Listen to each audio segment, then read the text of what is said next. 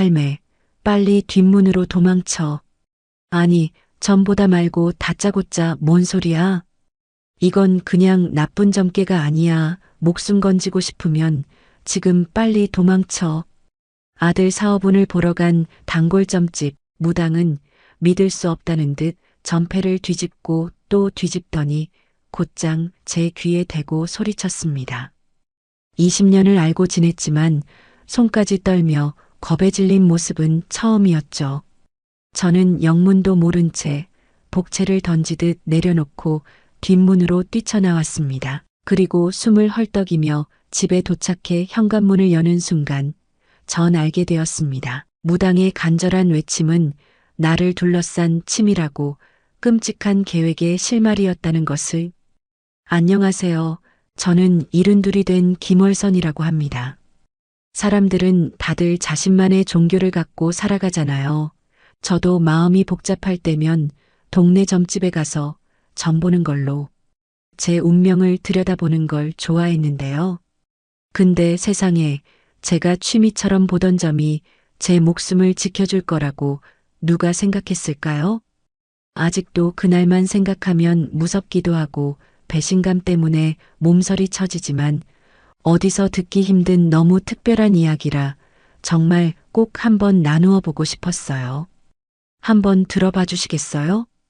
그날도 저는 여느 때와 똑같이 반찬거리를 사러 시장에 나갔어요. 싱싱한 배추랑 물을 사고 나니 시장 길목에 자리 잡은 점집 월화당이 눈에 들어왔습니다. 저는 가끔 이곳에 들러 마음속 답답한 일들을 털어놓고는 했죠. 매화야, 안에 있니? 제가 낡은 미닫이 문을 드르륵 열고 안으로 들어서며 매화의 이름을 불렀습니다. 어머, 월선 언니. 어서 와요. 안쪽에서 저보다 5살 어린 무당 강매화가 화사하게 웃으며 저를 반겼습니다. 매화와는 벌써 20년도 넘게 알고 지낸 사이였어요. 처음 이 동네로 이사 왔을 때 시장 입구에서 장바구니를 부딪힌 게 인연이 되었죠. 오늘은 또 무슨 걱정거리를 한 보따리 싸들고 왔어요? 매화가 익숙하게 방석을 내어주며 물었습니다. 별거 있겠냐? 아들 녀석 사업이 요즘 영 시원찮은 것 같아서 그거랑 우리 며느리 건강도 좀 봐주라. 저는 한숨을 내쉬며 방석 위에 주저앉았습니다.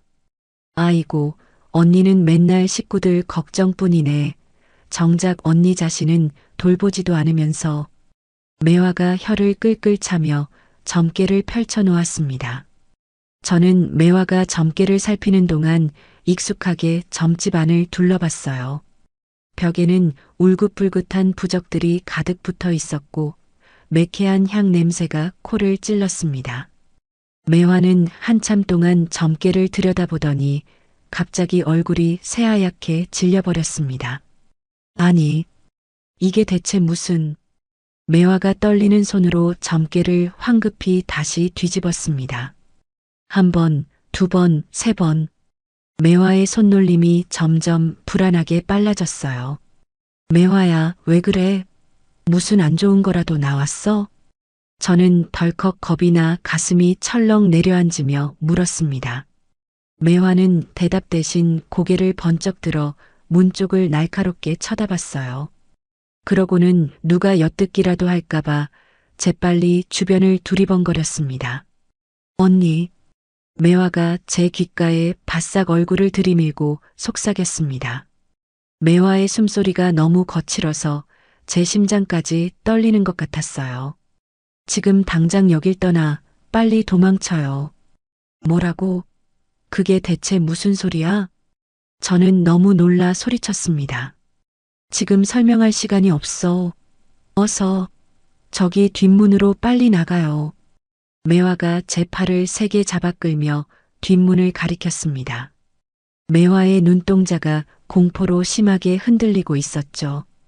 20년을 알고 지냈지만 매화가 저렇게 겁에 질린 모습은 난생 처음 봤습니다.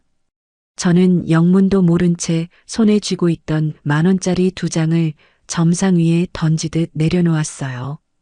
그리고 매화가 가리키는 뒷문으로 정신없이 뛰쳐나갔습니다. 심장이 목구멍까지 차오르는 것 같았어요. 저는 시장 인파 속으로 재빨리 몸을 숨겼습니다. 과일 가게 뒤에 서서 가쁜 숨을 몰아쉬며 점집 쪽을 돌아봤어요. 하지만 아무 일도 일어나지 않았습니다. 사람들은 평소처럼 물건을 사고 팔며 웃고 떠들고 있었어요. 생선 가게 아주머니는 손님에게 고등어 한 손을 더 얹어주고 있었고, 떡집 아저씨는 김이 모락모락 나는 시루떡을 막 쪄내고 있었죠. 대체 뭐가 어떻게 된 거지? 저는 혼란스러운 머리를 부여잡았습니다. 방금 전 매화의 겁에 질린 눈빛과 다급한 목소리가 귓가에 생생하게 맴돌았어요. 저는 넋이 나간 채로 장바구니를 든 채 터벅터벅 집으로 발걸음을 옮겼습니다. 평소 같으면 20분이면 넉넉히 올 거리인데 그날따라 발이 천근만근 무거워 30분도 넘게 걸린 것 같았어요. 현관문을 열고 들어서는데 거실에서 며느리 정혜의 목소리가 들렸습니다. 어머님, 시장 다녀오셨어요? 정혜가 환한 얼굴로 저를 맞았습니다. 언제나처럼 깔끔하게 빗어넘긴 머리에 연한 화장, 단정한 옷차림이었죠. 응, 장 좀 보고 왔다. 저는 아무렇지 않은 척하며 장바구니를 부엌 식탁에 내려놓았습니다. 어머님, 드릴 말씀이 있어요. 정혜가 제 뒤를 졸졸 따라오며 말했습니다. 무슨 일인데 그러니? 저는 냉장고 문을 열며 무심하게 물었습니다. 내일 아침에 종합병원 진료 예약해뒀어요. 어머님, 건강검진 한번 받으시죠? 건강검진? 갑자기 그건 왜? 저는 고개를 갸웃거렸어요.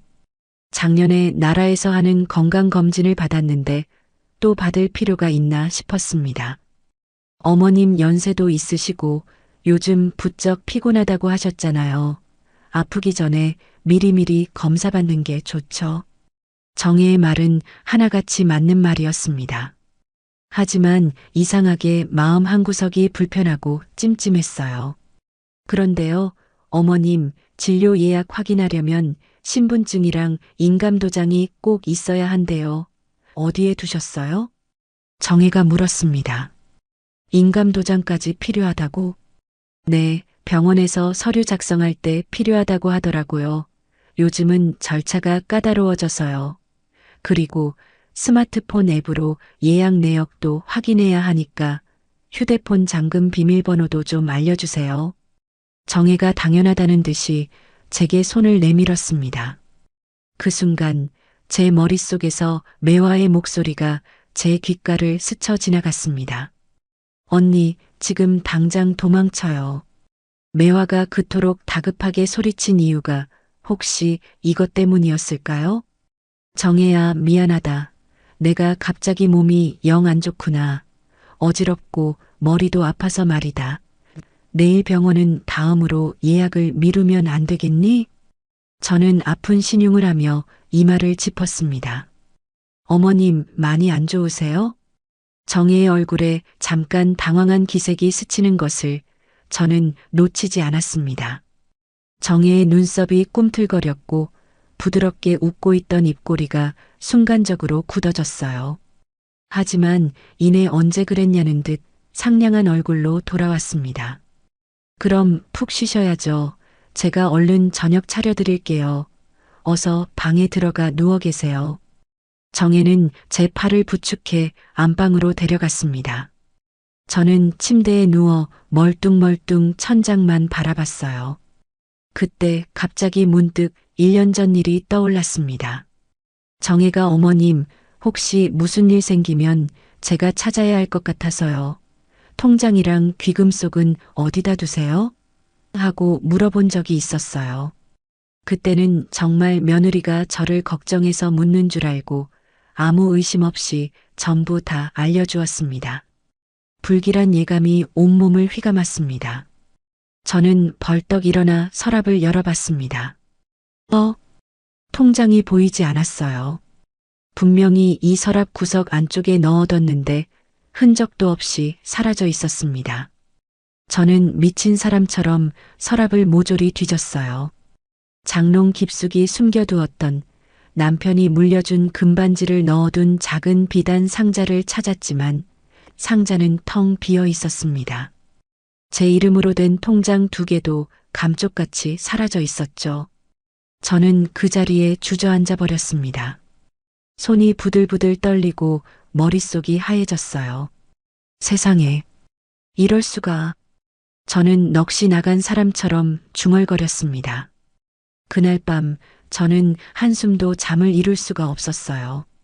이불을 머리끝까지 뒤집었었지만 눈만 말똥말똥했습니다. 매화의 겁에 질린 얼굴이 어둠 속에서 자꾸만 떠올랐어요. 매화를 다시 만나야 했습니다. 대체 무슨 일이 벌어지고 있는지 전부 다 물어봐야만 했어요. 다음 날 새벽, 아직 동이 트기도 전이었습니다. 저는 조용히 이불을 걷어차고 일어났습니다. 아들 정우와 며느리 정혜가 자고 있는 방문 앞을 고양이처럼 살금살금 지나쳤어요. 심장이 쿵쿵 발소리에 맞춰 뛰는 것 같았습니다. 한 발 한 발 숨을 죽이며 현관으로 가서 신발장에서 낡은 운동화를 꺼내 신었습니다. 문고리를 잡고 돌리는데 낡은 문이 삐걱 소리를 냈습니다. 저는 심장이 멎는 것 같아 숨을 멈추고 뒤를 돌아봤어요. 다행히 깊은 정적만이 집안을 감싸고 있었습니다. 저는 차가운 새벽 공기를 깊게 들이마시며 집을 빠져나왔습니다. 칼날 같은 바람이 제 잠옷 위로 파고들었어요. 하늘은 아직 어두웠지만 동쪽 하늘이 희미하게 밝아오고 있었습니다. 저는 금방이라도 터져나올 듯한 심장을 부여잡고 월화당 앞에 도착했어요. 하지만 제 간절한 마음을 비웃기라도 하듯 점집 문은 굳게 닫혀 있었습니다. 매화야, 매화야. 저는 쿵 문을 부서져라 두드리며 애타게 매화의 이름을 불렀습니다. 그러나 안에서는 그 어떤 작은 소리 하나 들려오지 않았죠. 혹시나 하는 마음에 창문 틈으로 안을 들여다봤지만 칠흑 같은 어둠만이 저를 맞이했습니다. 아, 이제 어떡하지? 저는 다리에 힘이 탁 풀리면서 그 자리에 주저앉고 말았어요. 망연자실한 눈으로 문만 바라보다가 차가운 새벽 공기에 정신을 차리고 자리에서 일어섰습니다. 발걸음이 떨어지지 않았지만 별 수 없이 집으로 돌아가야만 했어요. 집에 도착했을 때는 해가 막 떠오르고 있었습니다. 누구라도 깰까 싶어 현관문을 살며시 열고 들어서는 순간 저는 거실에 우뚝 서 있는 정혜의 모습에 숨을 턱 막혔습니다. 어머님, 정혜가 얼음장같이 차갑고 날카로운 목소리로 저를 불렀어요. 이 꼭두 새벽에 대체 어딜 다녀오시는 길이세요? 정혜의 얼굴은 분노로 흉하게 일그러져 있었습니다. 평소 다정하고 상냥하던 며느리의 모습은 어디에도 찾아볼 수 없었죠. 잠이 안 와서 산책 좀 했다. 저는 애써 태어난 척 대답했습니다. 산책이요? 지금이 새벽 5시인 건 아세요? 어머님, 지금 제정신이세요? 정혜가 팔짱을 딱 끼고 저를 위아래로 훑어보며 비아냥거렸습니다. 내가 내 집에서 나가고 들어오는데 네 허락까지 받아야 하니? 저도 지지 않고 정혜의 두 눈을 똑바로 쏘아보며 말했어요. 여보, 빨리 좀 나와봐. 정혜가 갑자기 안방을 향해 고래고래 소리를 질렀습니다. 곧이어 아들 정우가 부스스한 머리를 하고는 잔뜩 인상을 쓴 채 나왔어요. 아, 아침부터 왜 이렇게 시끄러워? 여보, 어머니 좀 봐. 이 새벽에 어딜 갔다 오셨는지 묻는데 대답도 안 하셔. 요즘 행동하시는 보면 당신도 이상하다고 생각했잖아. 정혜가 정우의 팔에 매달리며 호들갑을 떨었습니다. 엄마, 어디 갔다 온 거야? 이 시간에? 정우가 눈을 비비며 짜증 섞인 목소리로 물었습니다. 산책했다지 않니? 산책을? 이 새벽에? 엄마, 요즘 진짜 왜 이래? 사람 불안하게. 정우의 목소리에도 의심과 원망이 가득했습니다. 내가 뭘 어쨌다고 너까지 난리야. 가슴이 꽉 막힌 듯 답답해서 저도 모르게 소리를 빽 질렀어요. 자꾸 이상한 행동하시잖아. 병원 가기로 약속해놓고 갑자기 안 가신다 그러고 밤중에 몰래 나가시고 어디 편찮으신 거 아니야, 진짜? 정우가 제 이마에 손을 짚으려는 신용까지 했습니다. 난 아주 멀쩡해. 멀쩡하다니까? 여보, 진짜 요즘 어머님 이상한 것 같지 않아? 바로 그때 정혜가 정우의 귓가에 독사처럼 속삭이는 소리가 들렸습니다. 제게는 들리지 않을 거라 생각했겠지만 그 작은 목소리가 제 심장에 비수처럼 꽂혔어요. 너네 지금 뭐라고 귓속말 하는 거니? 저는 떨리는 목소리로 물었습니다. 아, 몰라. 엄마는 요즘 너무 예민해. 방에 들어가서 좀 쉬어. 정우는 길게 한숨을 내쉬더니 그대로 안방으로 들어가 버렸습니다. 그날 이후 저는 정혜와 마주치는 것조차 피했습니다. 숨막히는 감시를 피해 안방에만 틀어박혀 지냈죠. 그렇게 며칠이 흘렀습니다. 어느 날 오후 정혜가 안방 문을 노크했어요. 어머님, 저랑 바람 쐬러 좋은데 구경 가실래요? 어딜 말이냐? 요즘 아주 시설 좋은 실버타운이 많더라고요. 어머님 심심하실까 봐요. 그냥 구경만 하고 오는 거예요. 정혜가 어색할 정도로 환하게 웃으며 말했습니다. 거절하고 싶었지만 거절하면 무슨 짓을 할지 모른다는 생각에 마지못해 따라 나섰습니다. 정혜는 저를 차에 태우고 한참을 달렸습니다. 차는 익숙한 도심을 벗어나 점점 더 외곽으로 향했어요. 대체 여기가 어디냐?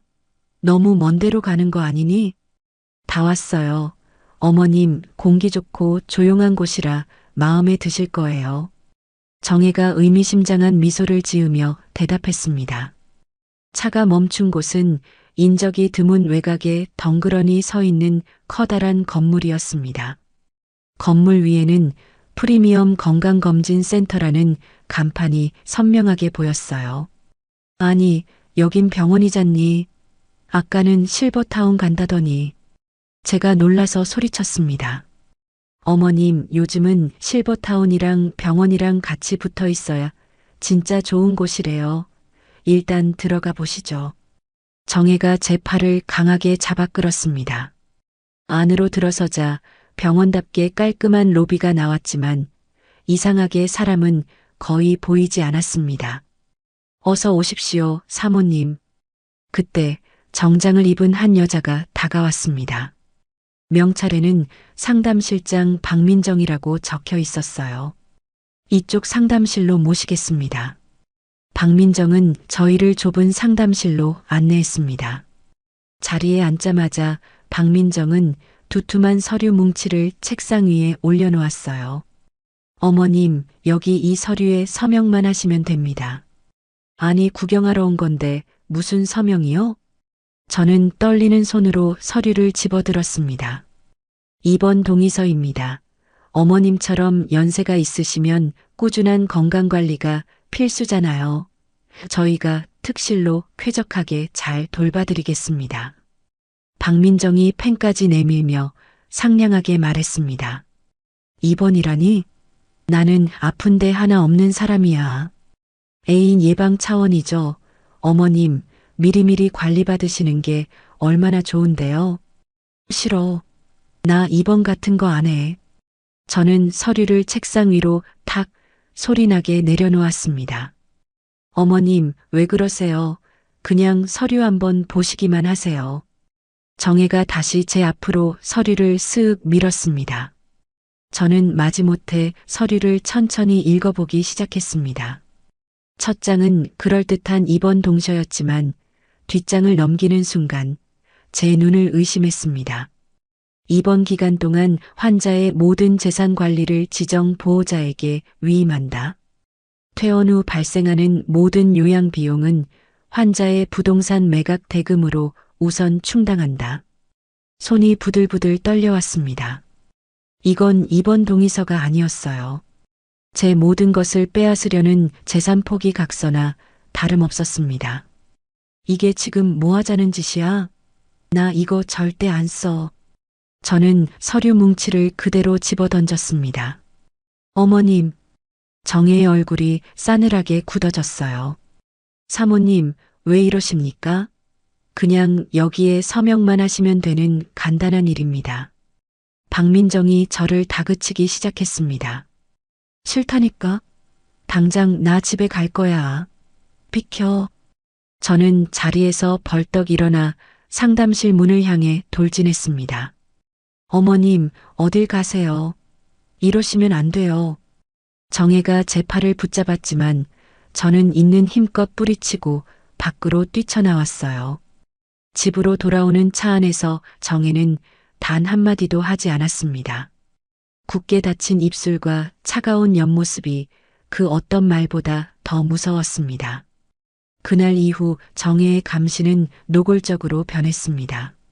제가 현관 쪽으로 가기만 해도 어디 가세요? 하고 쏘아붙였고 전화벨이 울리면 누구예요? 라며 따져 물었습니다.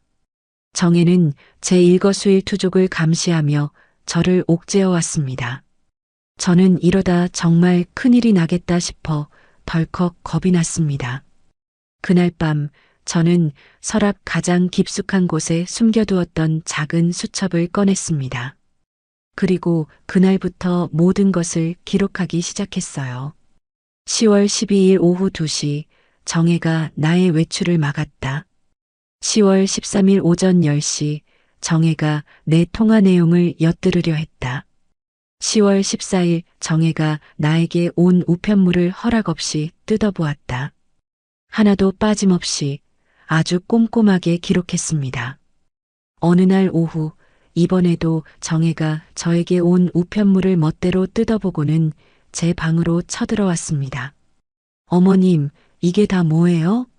정혜가 흔드는 서류는 개인연금보험 안내서였습니다. 어머님 앞으로 이런 보험이 들어져 있었네요? 언제 가입하신 거예요? 정혜의 두 눈이 탐욕으로 번뜩였습니다. 아주 오래됐다. 네 시아버지가 살아있을 때 들어준 거야. 그래서 이게 다 얼마쯤 되는데요? 그건 알아서 뭐 하려고.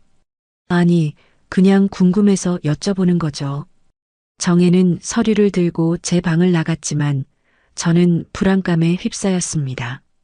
돈 냄새를 맡은 하이에나 같은 정혜의 얼굴이 잊히지 않았거든요. 며칠 뒤 퇴근한 정우가 집에 왔습니다. 정혜는 정우를 안방으로 끌고 들어가 한참 동안 나오지 않았어요. 문틈으로 두 사람의 목소리가 새어나왔습니다. 여보, 내가 시키는 대로만 해. 당신이 여기 도장만 찍으면 우리 힘든 거 다 해결된다니까. 그래도 엄마가 가만히 안 계실 텐데. 어머니는 내가 알아서 설득할게. 당신은 아무 걱정하지 마. 정혜의 확신에 찬 목소리가 들렸습니다. 저는 방문에 귀를 바싹 갖다 댔습니다. 알았어. 그럼 당신만 믿을게. 정우의 목소리였습니다. 그 순간 제 가슴이 철렁 내려앉았습니다. 다음 날 아침 정우가 출근하기 전에 저를 불렀습니다. 엄마 미안해, 나도. 정말 어쩔 수가 없었어. 정우는 제 눈을 피하며 고개를 푹 숙였습니다. 그게 무슨 소리냐? 이제부터 집안 모든 재산 관리는 정혜가 맡아서 할 거야. 내가 여기 서명했어. 정우가 제게 보여준 서류에는 재산관리 권한 위임 각서라고 또렷하게 적혀 있었습니다. 정우야, 너 지금 이게 무슨 짓이야? 정신 차려, 이놈아. 제 목소리가 사정없이 떨려 나왔습니다. 엄마, 나도 사업 때문에 죽을 것 같단 말이야. 제발 나 좀 이해해줘. 정우는 그 말만 남기고 도망치듯 현관문을 열고 나가버렸습니다. 저는 그 자리에 못 박힌 듯 멍하니 서 있을 수밖에 없었어요. 그때 제 뒤로 정혜가 다가왔습니다. 어머님, 정우 씨 재산은 제가 투명하게 관리할 거예요. 어머님 재산도 앞으로 제가 관리하게 될 테니 걱정 마시고 편히 계세요. 정혜가 소름 끼치도록 차가운 미소를 지으며 말했습니다. 정혜가 재산 관리를 맡은 후 저는 완벽하게 고립되었습니다. 제가 평생을 바쳐 일군 내 집이 차가운 감옥으로 변해버렸어요. 급기야 정혜는 병원에 다시 가기 전까진 어디나 가면 안 된다며 제 방문에 자물쇠까지 달아버렸습니다. 밤마다 저는 창살 없는 감옥에 갇혀 밖을 바라봤습니다. 언젠가 이곳을 탈출할 기회를 호시탐탐 노렸죠. 제 손에 들린 수첩에는 매일같이 정혜의 악행이 빼곡하게 기록되었습니다. 언젠가는 이 모든 지옥을 끝장낼 수 있을 거라 여기며 저는 그날만을 손꼽아 기다렸습니다. 기회는 거짓말처럼 일주일 뒤에 찾아왔습니다. 정혜가 정우의 회사에 급한 볼일이 생겼다며 허둥지둥 외출 준비를 했어요. 어머님, 제가 길어도 2시간 안으로 돌아올게요. 그동안 방에서 얌전히 계세요. 혹시라도 다른 생각하시면 안 돼요. 정혜는 마치 간수처럼 제게 으름장을 놓으며 현관문을 철컥 잠그고 나갔습니다. 저는 혹시나 하는 마음에 방문고리를 돌려봤지만 역시나 문은 꿈쩍도 하지 않았죠. 자동차 소리가 완전히 멀어지자마자 저는 재빨리 옷장 깊숙한 곳에 비상금으로 숨겨둔 5만 원짜리 2장을 꺼내 바지 주머니에 깊숙이 찔러 넣었습니다. 도망칠 기회는 지금뿐이야. 어떻게든 여기서 나가야 돼. 저는 방 안을 미친 듯이 둘러봤습니다. 문은 잠겼고 제가 나갈 수 있는 유일한 길은 창문뿐이었어요. 다행히 집이 1층이라 높지 않았습니다. 저는 삐걱거리는 창문을 힘겹게 열고 밖을 내다봤죠. 아래는 작은 화단이었고 높이는 1미터 남짓되어 보였습니다. 그래, 할 수 있어. 해야만 해. 저는 이불을 창밖 화단으로 힘껏 던졌습니다. 그리고 조심스럽게 창틀에 걸터 앉았어요. 심장이 갈비뼈를 부술 듯이 쿵쿵거렸습니다. 손이 사시나무처럼 떨렸지만 망설일 시간이 없었어요. 저는 창틀을 붙잡고 천천히 몸을 낮췄습니다. 발이 허공을 더듬었죠. 제발. 저는 눈을 질끈 감고 창틀에서 손을 놓았습니다. 쿵 하는 소리와 함께 제가 화단 위로 떨어졌어요. 발목이 시큰하게 아파왔지만 참을 만했습니다. 저는 재빨리 일어나 흙 묻은 이불을 대충 챙겨 들었습니다. 그리고 누가 볼세라 담벼락에 몸을 숨긴 채 골목을 빠져나갔습니다. 가슴이 터질 듯 뛰었어요. 뒤를 돌아보며 미친 듯이 달리고 또 달렸습니다. 제발 매화가 있어야 해. 저는 간절히 중얼거리며 월화당을 향해 뛰었습니다. 월화당 앞에 도착했을 때 저는 숨이 턱까지 차올라 다리가 후들거렸어요. 하지만 야속하게도 점집 문은 지난번처럼 굳게 닫혀 있었습니다. 매화야, 안에 없어? 매화야. 저는 애타는 심정으로 문을 두드렸습니다. 그러나 안에서는 아무런 대답도 들려오지 않았어요. 안 돼. 이번에도 틀렸나 봐. 마지막 희망마저 사라지자 저는 그 자리에 풀썩 주저앉고 말았습니다. 눈앞이 캄캄해지며 뜨거운 눈물이 핑 돌았죠. 할머니? 바로 그때 등 뒤에서 낯선 남자의 목소리가 들렸습니다. 저는 화들짝 놀라 고개를 돌렸어요. 20대 초반으로 보이는 훤칠한 청년 하나가 저를 내려다보고 있었습니다. 혹시 김월선 할머니 맞으세요? 청년이 조심스럽게 물었습니다. 내가 김월선인데 자네는 누군가? 저는 선호라고 합니다. 매화 선생님 조수예요. 청년이 주머니에서 열쇠 꾸러미를 꺼내 보이며 말했습니다. 매화 조수라고? 네, 선생님께서 할머니가 곧 오실 거라고 오시면 안으로 잘 모시라고 신신당부하셨어요. 우선 들어오세요. 선우가 익숙하게 점집 문을 열었습니다. 저는 얼떨떨한 기분으로 선우를 따라 안으로 들어갔어요. 점집 안은 여전히 마음을 가라앉히는 짙은 향 냄새로 가득했습니다. 여기 앉으세요, 할머니. 선우가 방석을 내어주며 공손하게 말했습니다. 그런데 매화는 어디 갔대? 왜 자니가 여기 있어? 저는 불안한 마음에 주위를 두리번거리며 물었습니다. 선생님께서는 며칠 전부터 정체 모를 남자들에게 협박을 받으셔서 잠시 몸을 피하셨어요. 뭐라고? 협박? 저는 심장이 덜컥 내려앉는 기분이었습니다.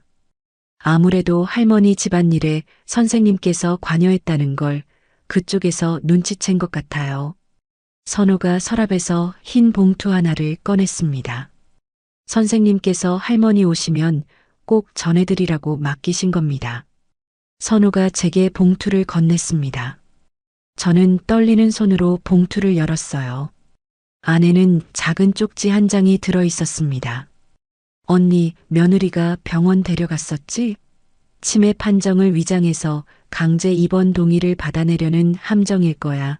프리미엄 건강검진 센터 박민정 실장, 가리고 정신과 의사 최성준이 한 통 속이니 절대 아무것도 서명하면 안 돼. 쪽지를 읽는 순간 온몸의 피가 차갑게 식는 것 같았습니다. 세상에, 이럴 수가. 할머니, 괜찮으세요? 안색이 너무 안 좋으세요. 선우가 걱정스러운 얼굴로 물었습니다. 괜찮네.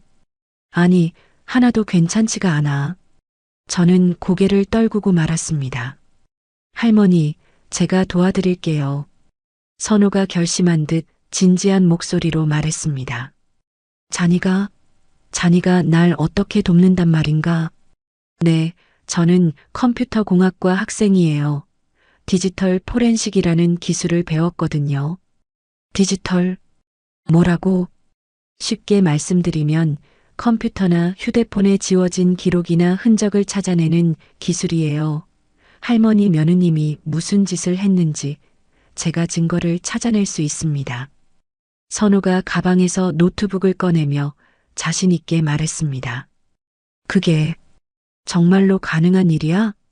그럼요. 사실 저희 할아버지께서 예전에 보이스피싱 사기를 당하실 뻔했어요. 그때 사기꾼들한테 전 재산을 다 빼앗길 뻔했죠.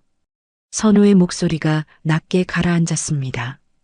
그래서 노인분들을 상대로 하는 금융 사기 수법을 많이 공부했어요. 다들 방법이 비슷비슷하거든요. 그래서 매화를 돕고 있는 것이고, 네, 그때 매화 선생님께서 저희 할아버지를 도와주셨어요. 지금은 그 은혜를 갚는 중입니다. 선우가 해맑게 웃어 보였습니다. 바로 그때 점집 뒷문이 삐걱 소리를 내며 열렸어요. 월선 언니. 익숙한 목소리에 고개를 돌리자 그토록 보고 싶었던 매화가 서 있었습니다. 매화야. 저는 자리에서 벌떡 일어나 매화를 와락 껴안았습니다. 언니, 이게 무슨 꼴이야? 무사한 거 맞아? 어디 다치진 않았어? 매화가 제 어깨를 토닥이며 물었습니다. 응, 난 괜찮아. 너야말로 괜찮은 거니? 나야 뭐 이런 일 한두 번 겪나. 조심해서 잘 다녔지. 매화가 모자와 선글라스를 벗으며 씩 웃었습니다. 언니, 일단 앉아. 내가 처음부터 다 설명해 줄게. 매화가 저를 자리에 앉히며 말했습니다. 그날 언니 점괘를 보고 나도 너무 놀랐어. 이건 그냥 나쁜 점괘가 아니었어. 내 신기가 엄청난 위험을 경고하고 있었거든. 경고? 응, 언니한테 곧 목숨이 위태로울 정도의 일이 닥칠 거라는 강력한 징조였어. 그래서 일단 언니를 여기서 내보내고 바로 뒷조사를 시작했지. 대체 뭘 알아낸 건데?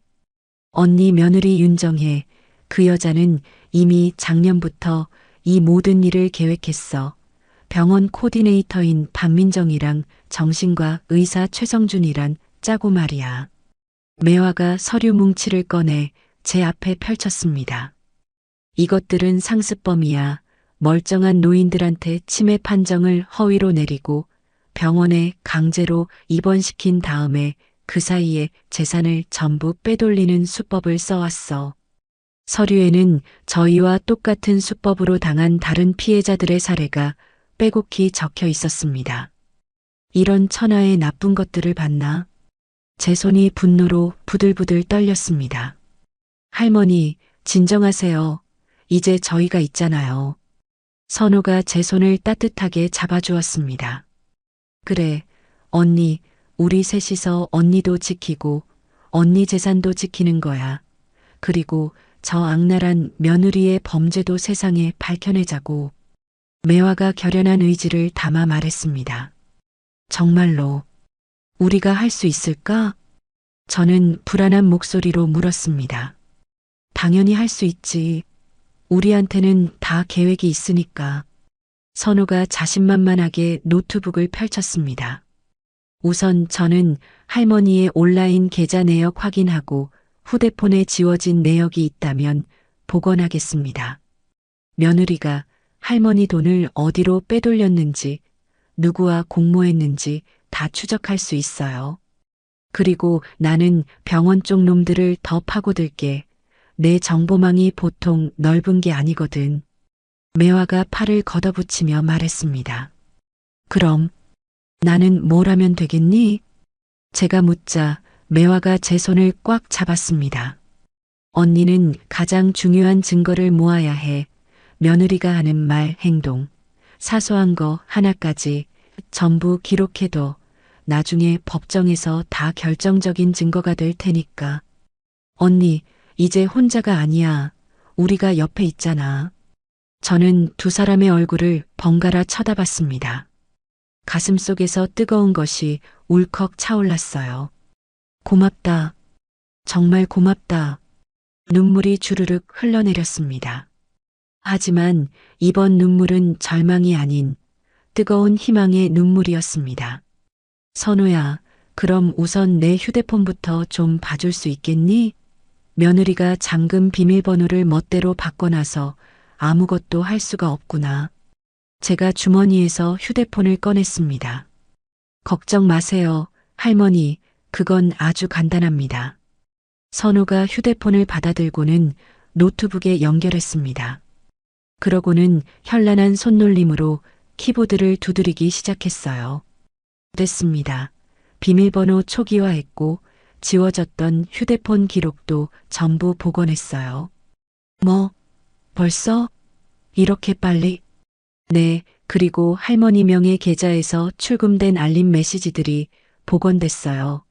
며느리가 삭제한 거예요. 선우가 화면을 보여줬습니다. 300만 원 출금, 500만 원 출금, 제가 모르는 사이에 제 계좌에서 돈이 빠져나간 기록들이 줄줄이 나왔어요. 이것들이 저도 모르게 이를 악물었습니다. 언니 서두르자. 언니가 집에 돌아가기 전에 작전을 세워야 해. 우리 세 사람은 머리를 맞대고 앞으로의 계획을 짜기 시작했어요. 조금 전까지만 해도 저를 짓누르던 막연한 두려움이 서서히 사라졌습니다. 이제 저는 혼자가 아니었습니다. 좋아, 그럼 이렇게 하는 거야. 매화가 종이 위에 무언가를 빠르게 적어 내려갔습니다. 그리고는 제 눈을 똑바로 보며 말했어요. 언니, 이제 반격할 시간이야. 저는 굳은 얼굴로 고개를 끄덕였습니다. 두 주먹을 불끈 쥐었어요. 지옥 같던 시간 속에서 드디어 정혜에게 맞서 싸울 준비가 되었습니다. 그렇게 사흘이라는 시간이 흘렀습니다. 선우는 월화당 한쪽 구석에서 밤낮 없이 컴퓨터에만 매달려 있었죠. 할머니, 이거 정말 보통 일이 아니네요. 선우가 헝클어진 머리를 극적이며 깊은 한숨을 내쉬었습니다. 왜 그러냐? 혹시 안 되는 거니? 저는 애타는 마음으로 물었습니다.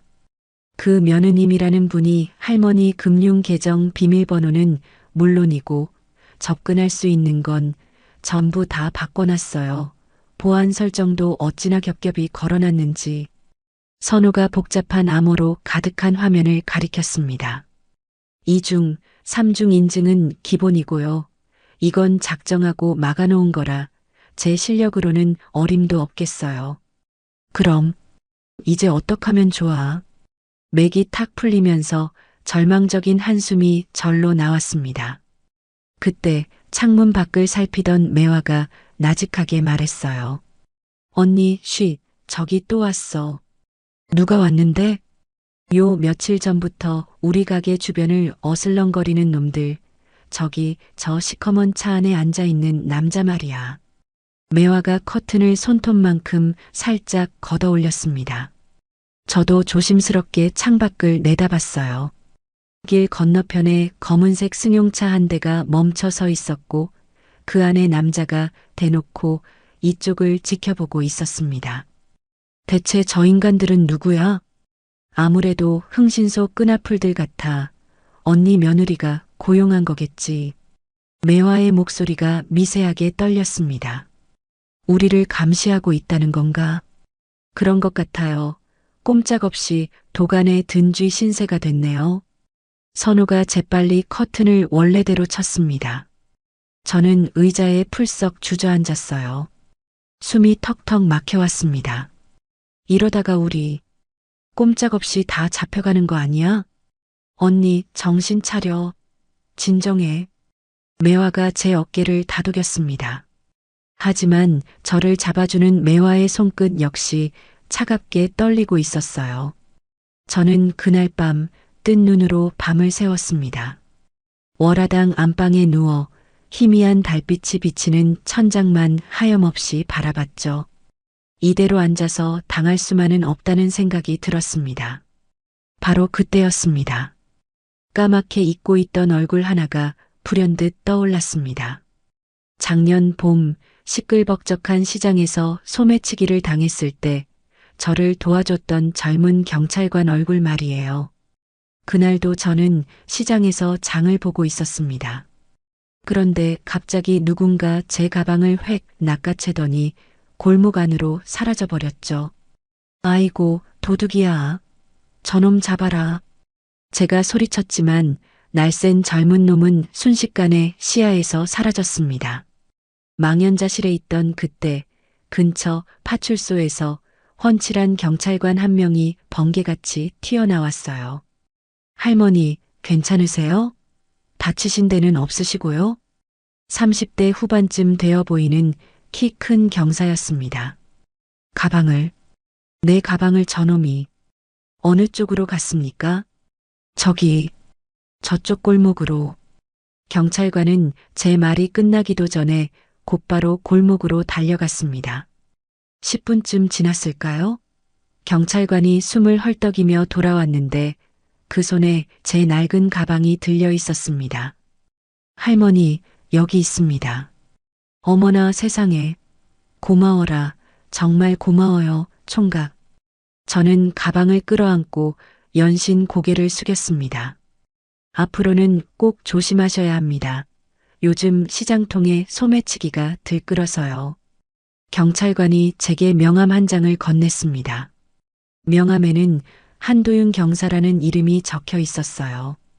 혹시라도 또 무슨 일 생기시면 주저 마시고 파출소로 연락 주세요.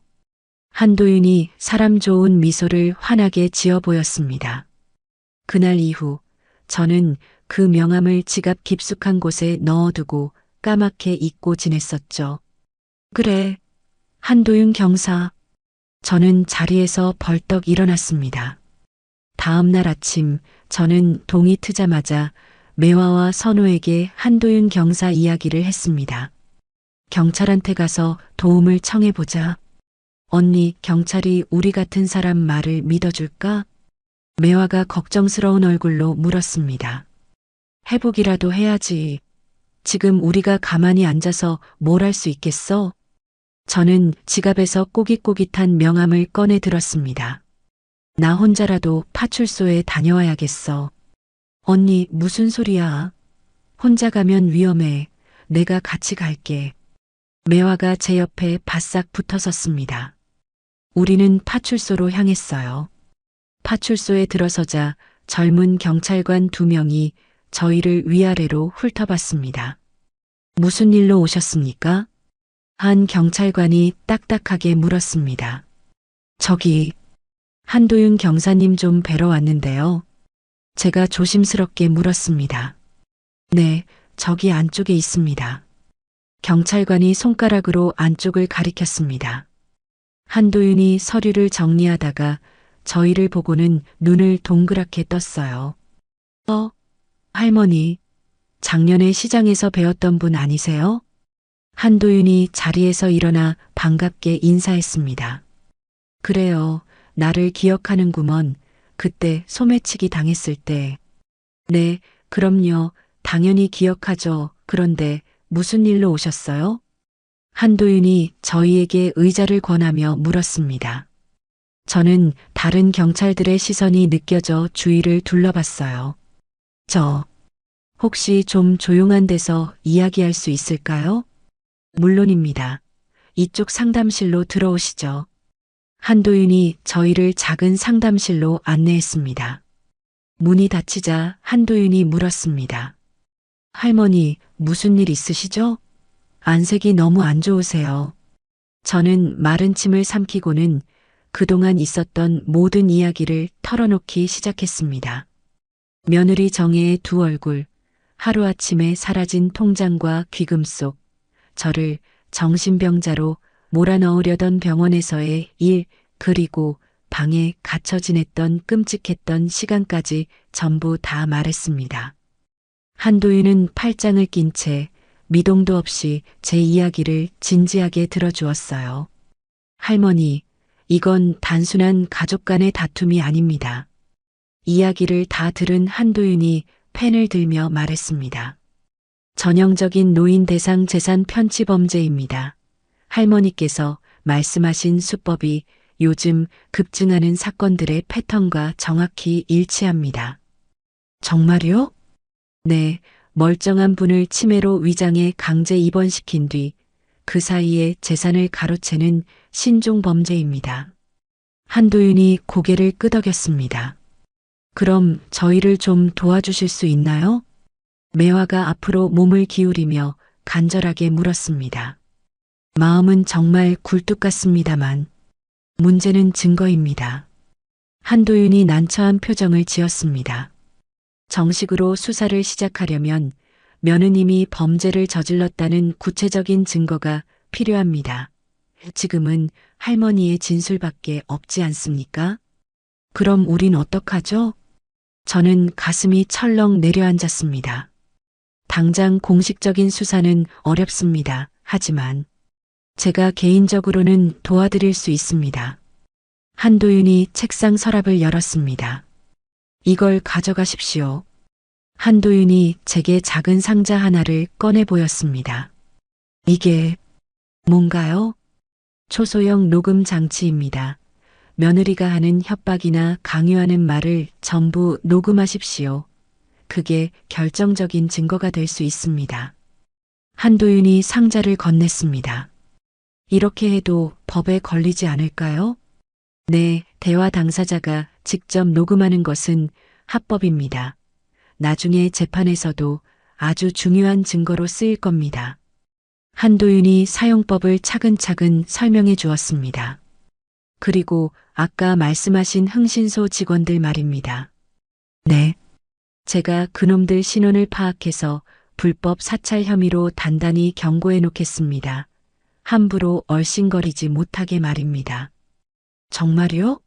정말 그렇게 해주실 수 있어요? 매화가 놀라며 물었습니다.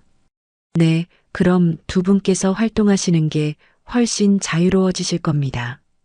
한도윤이 수첩에 무언가를 빠르게 적었습니다. 한 경사님, 정말 고맙습니다. 정말 고마워요. 저는 한도윤의 손을 꽉 잡았습니다. 할머니, 힘내십시오. 제가 뒤에서 계속 지켜보고 있겠습니다. 위급한 상황이 생기면 언제든 연락 주십시오. 한도윤이 다시 명함을 건넸습니다. 이번엔 제 개인 전화번호도 적어두었습니다. 우리는 파출소를 나왔습니다. 어깨를 짓누르던 무거운 짐이 한결 가벼워진 기분이었어요. 언니, 이제 경찰이 우리 편이야. 우리 편이라고. 매화가 어린아이처럼 제 팔을 붙잡고 기뻐했습니다. 그래. 이제 정말 희망이 보이는 것 같구나. 저도 오랜만에 얼굴에 웃음꽃이 피었습니다. 월화당으로 돌아와 선우에게 모든 소식을 전했어요. 와, 대박. 진짜 대박이에요. 경찰이 우리를 도와준다니. 선우가 제자리에서 펄쩍 뛰며 환호했습니다. 이것 봐라. 비밀 녹음 장치라는 거래. 매화가 의기양양하게 상자를 열었습니다. 우와. 이걸로 그 며느님이 협박하는 순간을 딱 잡으면 되겠네요. 선우가 신기한 듯 녹음기를 들여다봤습니다. 선우야, 네가 말했던 프로그램은 어떻게 되어가냐? 매화가 물었습니다. 아, 그거요. 경찰이라는 든든한 뒷배가 생겼으니 이제 실행할 때가 됐습니다. 선우가 자신만만하게 노트북을 펼쳤습니다. 며느님 노트북에 원격으로 접근할 수 있는 프로그램을 만들었어요. 이 미끼를 며느님이 덥석 물게만 하면 됩니다. 어떻게 말이야? 이메일을 이용할 겁니다. 할머니 명의로 아주 중요한 금융 관련 이메일인 것처럼 위장해서 보내면 돈에 눈이 먼 며느님은 분명히 열어볼 겁니다. 클릭하는 순간 프로그램이 자동으로 설치되는 거죠. 선우가 확신에 차서 말했습니다. 오늘 밤 바로 보내겠습니다. 좋아. 그럼 우리 계획을 다시 한번 정리해보자. 매화가 종이를 펼쳤습니다. 우리 셋은 다시 머리를 맞댔습니다. 이제 저희에게는 경찰이라는 세상 가장 든든한 지원군이 생겼습니다. 칠흑 같던 어둠 속에서 마침내 한 줄기 빛을 본 것만 같았어요.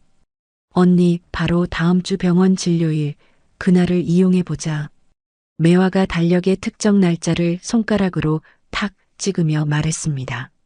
어떻게 이용해? 제가 묻자 선우가 말했습니다. 도윤 경사님이 주신 바로 이 녹음기를 이용하는 거죠. 며느님하고 병원 사람들이 나누는 모든 대화를 녹음해서 증거로 잡는 겁니다. 이거 보세요, 할머니. 제가 할머니 재킷 안감에 감쪽같이 달아드릴게요. 워낙 작아서 아무도 눈치채지 못할 거예요. 그런데 그 독사 같은 정혜가 순순히 날 병원에 데려갈까? 언니가 먼저 가자고 조르면 돼. 그럼 그 여우 같은 며느리도 의심은커녕 신나서 달려들걸? 매화가 씩 하고 웃었습니다. 다음 날 아침 저는 결심을 굳히고 집으로 돌아갔어요. 아니나 다를까 현관문을 열자마자 정혜가 팔짱을 낀 채 저를 노려보고 있었습니다. 어머님, 대체 어디를 그렇게 싸돌아다니시는 거예요? 몇 날 며칠을 나가셔서 안 들어오시고 얼마나 놀랐는지 아세요? 정혜의 목소리에는 걱정이 아닌 짜증과 의심이 가득했습니다. 친구네 집에 놀러 갔는데 몇 일 놀다 가라고 해서 저는 아무렇지 않은 척 태연하게 대답했습니다. 아, 정혜야, 나 곰곰이 생각해보니 그 병원에 다시 가봐야 할 것 같구나. 네, 병원이요? 갑자기 그건 무슨 말씀이세요? 정혜의 눈이 가늘어졌습니다. 생각해보니 네 말이 다 맞더라. 늙으면 자식 말 들어야지. 미리미리 건강검진 받는 게 좋겠어. 대신 조건이 있다. 정우도 같이 같으면 좋겠어. 하나뿐인 아들이 옆에 있어야 내 마음이 편하지 않겠니? 저는 일부러 아들 핑계를 댔습니다. 어머머, 정말요? 아이고, 어머님. 잘 생각하셨어요. 정혜의 얼굴에 숨길 수 없는 미소가 번졌습니다. 그럼요. 당연히 정우 씨도 같이 가야죠. 제가 지금 바로 병원에 연락해서 예약 잡아드릴게요. 정혜는 신이 나서 휴대폰을 꺼내 들었습니다. 사흘 뒤 결전의 날이 밝았습니다. 저는 아침 일찍 집을 빠져나와 매화를 만났어요. 매화는 아무도 알아보지 못하게 푹 눌러쓴 모자에 커다란 안경까지 끼고 있었습니다. 언니, 자, 이거 입어. 매화가 제게 고급스러운 재킷을 건넸습니다. 왜 노시냐? 이 안감 주머니에 녹음기를 완벽하게 숨겨뒀어. 스위치만 살짝 올리면 되니까 아무도 모를 거야. 저는 매화가 건넨 재킷을 입었습니다. 심장이 세차게 방망이질을 쳤어요. 언니, 정신 똑바로 차려. 절대 떨면 안 돼. 그냥 평소처럼, 아니, 좀 아픈 사람처럼 행동하는 거야. 매화가 제 손을 뜨겁게 꽉 잡아주었습니다. 알았다. 걱정하지 마라. 저는 짧게 대답하고 집으로 돌아갔습니다. 어머님, 준비 다 되셨어요? 이제 출발해야 해요. 정혜가 값비싼 가방을 들고 저를 재촉했습니다. 정우도 멋쩍은 얼굴로 현관에 서 있었어요. 엄마, 가자. 우리는 차에 올라탔습니다. 정우가 운전대를 잡고 정혜와 저는 나란히 뒷좌석에 앉았죠. 병원으로 가는 내내 차 안에는 숨막히는 침묵만이 흘렀습니다. 저는 창밖을 바라보는 척하며 재킷 안감에 작은 녹음기를 매만졌습니다. 병원에 도착하자 익숙한 얼굴이 저희를 맞았습니다. 어서 오세요, 사모님. 병원 코디네이터 박민정이 뱀처럼 교활한 눈웃음을 지으며 다가왔습니다. 짙은 화장을 한 그 얼굴 위로 탐욕이 뚝뚝 떨어지는 것 같았죠. 어머님, 이쪽 진료실로 들어가시죠. 박민정이 저를 이끌었습니다. 진료실에는 의사 최성준이 싸늘한 표정으로 앉아 있었어요. 앉으시죠. 최성준이 차가운 목소리로 말했습니다. 저는 의자에 앉았고 정혜와 정우가 제 양옆에 섰습니다. 어르신, 오늘 기분은 좀 어떠십니까? 최성준이 가식적인 말투로 물었습니다. 좋은 것 같기도 하고, 아니, 안 좋은 것 같기도 하고, 머리가 안개 낀 것처럼 뿌예요. 저는 일부러 횡설수설하며 이마를 짚었습니다. 그럼 오늘이 며칠인지는 기억하십니까? 며칠? 글쎄, 단풍이 지는 걸 보니 가을인가? 저는 일부러 바보처럼 고개를 갸웃거렸습니다. 정우가 걱정이 가득한 얼굴로 저를 내려다봤어요. 엄마, 왜 그래? 괜찮아? 응, 괜찮아. 그런데 얘야, 여기가 어디냐? 쟤는 누구고? 저는 정우를 지나 정혜를 가리키며 물었습니다. 어머님, 저예요, 정혜요. 병원이잖아요. 건강검진 받으러 온 거 기억 안 나세요? 정혜가 제 팔을 꽉 붙잡으며 호들갑을 떨었습니다. 아, 그랬었나? 저는 멍하니 천장을 올려다보며 혼잣말을 했습니다. 최성준이 정혜와 의미심장한 눈빛을 주고받았어요. 아무래도 정밀 검사가 좀 필요할 것 같습니다. 제가 잠시 준비 좀 하고 오겠습니다. 최성준이 자리에서 일어났습니다. 보호자 되시는 정우 씨도 잠시 저와 같이 가시죠. 검사 결과에 대해 미리 설명해 드릴 부분이 있어서요. 아, 네, 알겠습니다. 아무것도 모르는 정우는 순순히 최성준을 따라 나갔습니다. 진료실에는 저와 정혜, 그리고 박민정, 이렇게 셋만 남게 되었죠. 휴, 드디어 저 답답한 아들놈이 나갔네요. 박민정이 문을 잠그며 말했습니다. 이번에는 지난번처럼 실수하면 절대 안 돼요. 확실하게 처리해야 한다고요. 정혜가 박민정을 쏘아붙였습니다. 걱정 마세요. 완벽하게 준비해 놨습니다. 박민정이 서류 뭉치를 꺼내 보였습니다. 이 서류에 어떻게든 서명만 받아내면 바로 강제 입원이 가능합니다. 그럼 게임 끝이죠. 만약에 시어머니가 끝까지 서명을 안 하면 어떡하죠? 정혜가 불안한 목소리로 물었습니다.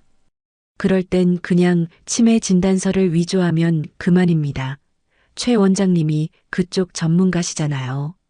박민정이 비밀을 속삭이듯 말했습니다. 위조라고요? 네, 우리가 늘 해오던 방식이잖아요. 노인네들 치매 판정만 받으면 법적으로 무능력자가 되어 보호자가 모든 재산 관리 권한을 가져올 수 있다고요. 박민정이 역겨운 웃음을 흘렸습니다. 그럼 시간은 얼마나 걸리죠? 일주일이면 충분합니다. 그동안 저 노인네는 여기 병실에 꼼짝없이 가둬놓으면 되고요. 좋아요. 최대한 빨리 진행해 주세요. 당장 저 시어머니 아파트부터 처분하고 예금도 싹 다 찾아야 하거든요. 정혜의 목소리에는 시커먼 탐욕이 뚝뚝 묻어났습니다. 저는 멍한 표정을 지은 채 두 악마의 대화를 똑똑히 들었습니다. 제 가슴속 작은 녹음기가 이 모든 대화를 빠짐없이 담고 있었습니다. 어머님, 정신 좀 차려보세요. 여기 좀 보세요. 정혜가 제 앞으로 서류를 툭 밀었습니다. 이게 뭐냐? 그냥 간단한 동의서예요. 여기에 이름만 쓰시면 돼요. 저는 서류를 집어드는 척했습니다. 눈이 침침해서 글씨가 하나도 안 보이는구나. 돋보기라도 가져와야지. 아유, 답답해. 어머님, 그냥 여기에 사인만 하시라니까요. 정혜가 펜을 제 손에 억지로 쥐어주었습니다.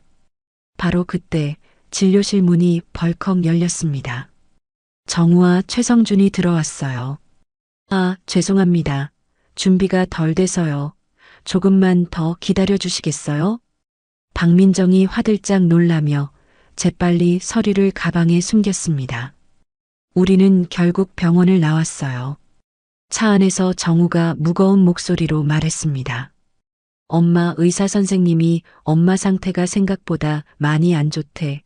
병원에 입원해서 정밀 검사를 받는 게 좋을 것 같다고 하셔.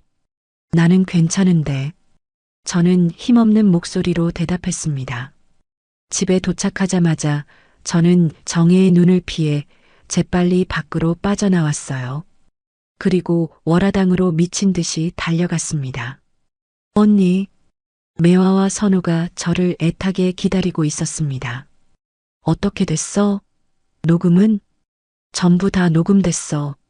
저는 재킷을 벗어 던지며 녹음기를 꺼냈습니다. 선우가 재빨리 녹음기를 노트북에 연결했어요. 자, 한번 들어볼까요? 선우가 재생 버튼을 눌렀습니다. 곧이어 정혜와 박민정의 소름 끼치는 목소리가 방안을 가득 채웠습니다. 완벽하게 준비해 놨습니다. 그냥 치매 진단서를 위조하면 그만입니다. 당장 저 시어머니 아파트부터 처분하고 예금도 싹 다 찾아야 하거든요. 우리 셋은 숨을 죽인 채 그들의 범죄 모의를 들었습니다. 이거 완전 대박이에요. 녹음이 끝나자 선우가 벌떡 일어나 환호했습니다. 범죄를 공모하는 내용이 처음부터 끝까지 완벽하게 담겼어요. 이 증거 하나면 끝장낼 수 있어요. 정말이냐? 제 눈에 뜨거운 눈물이 핑 돌았습니다. 언니, 우리가 해냈어. 드디어 해냈다고. 매화가 저를 있는 힘껏 끌어안았습니다. 잠깐만요. 제가 여기서 잡음 싹 제거하고 목소리만 더 선명하게 만들어 드릴게요. 선우가 다시 키보드를 빠르게 두드렸습니다. 10분쯤 지나자 훨씬 더 깨끗하고 선명한 음성이 흘러나왔어요. 이제 이 파일을 USB랑 클라우드, 온갖 곳에 다 백업해 놓을게요. 절대 못 없애게. 선우가 분주하게 움직였습니다.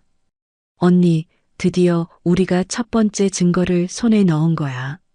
매화가 제 손을 꽉 잡았습니다. 고맙다. 너희들 덕분이다. 정말 고맙다. 저는 두 사람을 번갈아 쳐다보며 말했습니다. 언니, 오늘 고생 많았으니 여기서 자고 가. 내가 뜨끈하게 김치찌개 끓여줄게. 매화가 부엌으로 향했습니다. 와, 저 김치찌개 진짜 좋아하는데. 제가 도울게요. 선우도 신이 나서 일어났습니다. 우리 세 사람은 작은 식탁에 둘러앉아 저녁을 먹었습니다. 보글보글 끓는 김치찌개에 밥을 말아 먹으니 세상 부러울 게 없는 꿀맛이었죠. 언니, 이제 이 녹음 파일만 있으면 정우도 설득할 수 있을 거야. 매화가 말했습니다. 그래. 우리 정우가 이걸 직접 들으면 엄마를 배신한 걸 땅을 치고 후회하겠지. 정혜가 얼마나 무서운 여자인지도 알게 될 게야. 저는 고개를 끄덕였습니다. 네, 할머니, 모든 게 제자리로 돌아갈 거예요. 선우가 밥그릇을 싹 비우며 말했습니다. 그날 밤 저는 오랜만에 두 발 뻗고 편안하게 잠을 청했습니다. 월화당의 작은 안방에 누워 눈을 감으니 지긋지긋했던 악몽이 사라지고 평화가 찾아왔어요. 이것은 우리의 짜릿한 첫 번째 승리였습니다. 아주 작지만 너무나도 확실한 승리였죠. 저는 내일 당장 정우에게 이 녹음 파일을 들려줄 생각이었습니다. 제 아들이 진실을 알게 되면 이 모든 지옥이 끝날 거라고 굳게 믿었습니다. 저는 희망을 가득 품은 채 깊은 잠에 빠져들었습니다.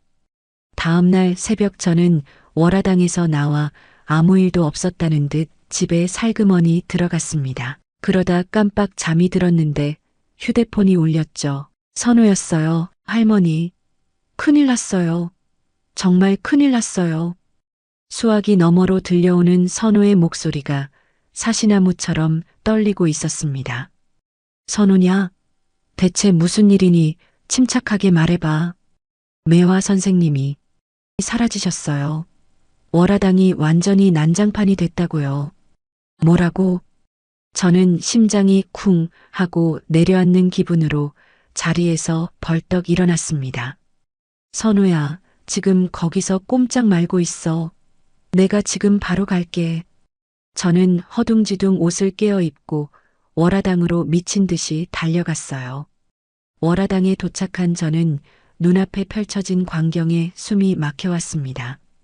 점집 안은 그야말로 폭풍이 휩쓸고 간 듯 했습니다.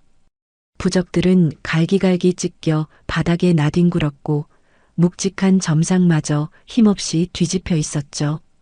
매화야, 매화야, 어디 있는 거야?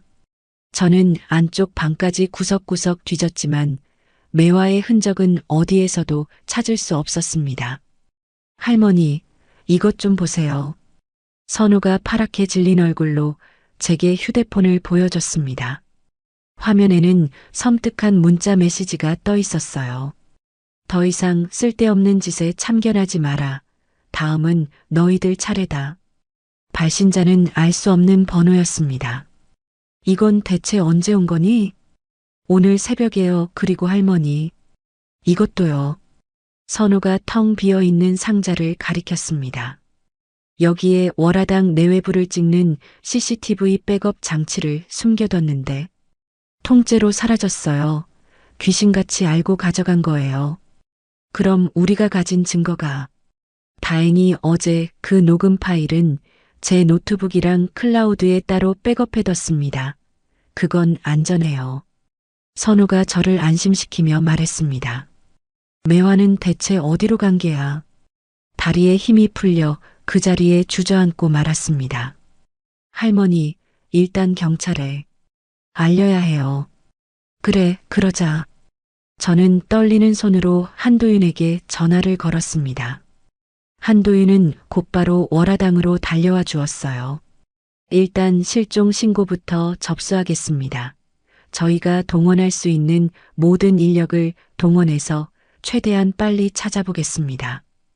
한도윤이 수첩에 무언가를 빠르게 적으며 말했습니다. 할머니, 지금은 집으로 돌아가 계시는 게 안전합니다. 며느리가 할머니를 의심하게 만들면 안 되니까요. 알겠어요.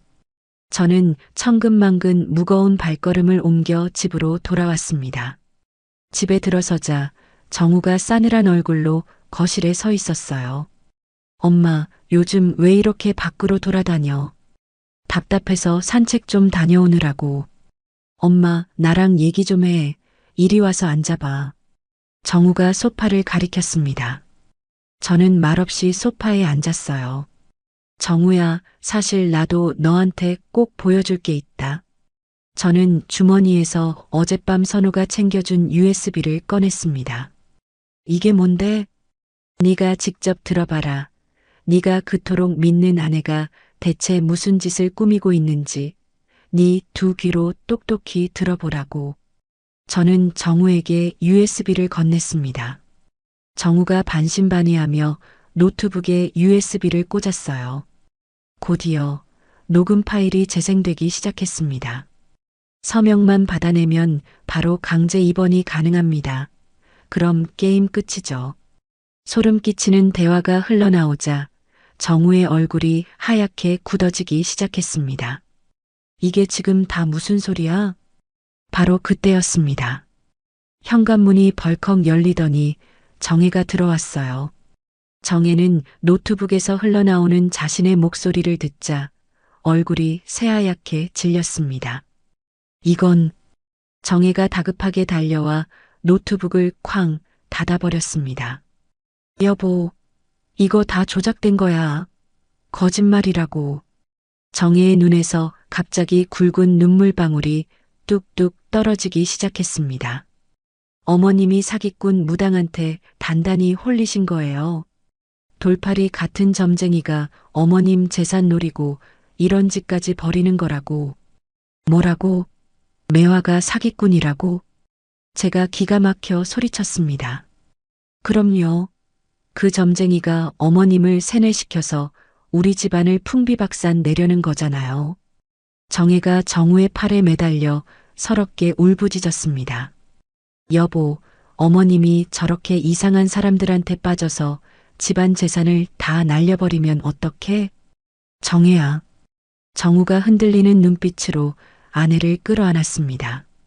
정우야, 정신 차려. 저 여우 같은 연말에 속아 넘어가면 안 돼. 제가 정우의 팔을 붙잡고 흔들었습니다. 엄마, 제발 그만 좀 해. 정우가 제 손을 거칠게 뿌리쳤습니다. 엄마가 요즘 너무 이상해. 새벽마다 집을 나가고 정체 모를 사람들이랑 어울리고 내가 엄마를 지켜야겠어. 뭐라고? 엄마 휴대폰 줘. 정우가 제게 손을 내밀었습니다. 내 핸드폰을 왜? 엄마가 또 그 이상한 사람들한테 연락하면 안 되니까. 정우는 대답할 틈도 주지 않고 제 주머니에서 휴대폰을 낚아챘습니다. 정우야, 이게 무슨 짓이야? 당장 이리 내놓지 못해? 저는 휴대폰을 되찾으려 했지만 정우는 저를 안방으로 거칠게 밀어 넣었습니다. 엄마 미안해. 다 엄마를 지키기 위해서야. 정우야, 문 열어. 어서 이 문 열라고. 저는 미친 듯이 문을 두드렸지만 문 밖에서는 찰칵하는 소름 끼치는 자물쇠 소리만 들려왔습니다. 정우야, 제발 엄마한테 이러지 마. 저는 목이 터져라 아들의 이름을 불렀습니다. 하지만 아무런 대답도 들려오지 않았죠. 뜨거운 눈물이 뺨을 타고 주르륵 흘러내렸어요. 세상에서 가장 믿었던 내 아들이, 내 아들마저 저를 버렸습니다. 그렇게 아들이 저를 가둔 후 하루에 2번 정혜가 마치 짐승의 먹이를 던져주듯 식사를 문 앞에 놓고 갔습니다. 그리고 사흘이 지난 오후 굳게 닫혔던 문이 열리며 정혜가 낯선 남자와 함께 들어왔어요. 어머님, 인사하세요. 저희 쪽 변호사님이세요. 정혜가 역겨울 정도로 상냥하게 웃으며 말했습니다. 변호사는 날카로운 눈빛으로 저를 위아래로 훑어봤어요. 김월선 씨, 더 이상 소란 피우지 마시고 여기에 도장 찍으시죠. 변호사가 제 앞에 서류를 내밀었습니다. 이게 대체 뭔데? 저는 떨리는 손으로 서류를 집어들었습니다. 금치산자 지정 신청서. 그 글자가 제 눈을, 제 심장을 후벼 팠습니다. 이딴 건 절대 못 써. 저는 서류를 구겨 던졌습니다. 어머님, 제발 이러지 마세요. 다 어머님을 위해서 이러는 거예요. 정혜가 서류를 다시 주어 제 앞에 펼쳤습니다. 싫다고, 죽어도 못한다고. 김월선 씨, 계속 이렇게 나오시면 저희도 법적으로 강제 집행에 들어갈 수밖에 없습니다. 변호사가 얼음장 같은 목소리로 말했습니다. 어머님, 제발요. 순순히 서명하시면 일이 더 편해져요. 정혜가 펜을 제 손에 억지로 쥐어줬습니다. 싫어. 싫다고. 저는 펜을 바닥에 떨어뜨렸습니다. 어머님, 정혜가 소리를 질렀습니다. 이렇게까지 나오시면 저희도 어쩔 수 없어요. 강제로라도 병원으로 모시는 수밖에요. 안 돼. 저는 겁에 질려 뒷걸음질 쳤습니다.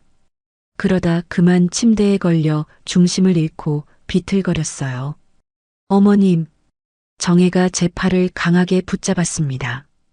이거나, 이 악마 같은 거사.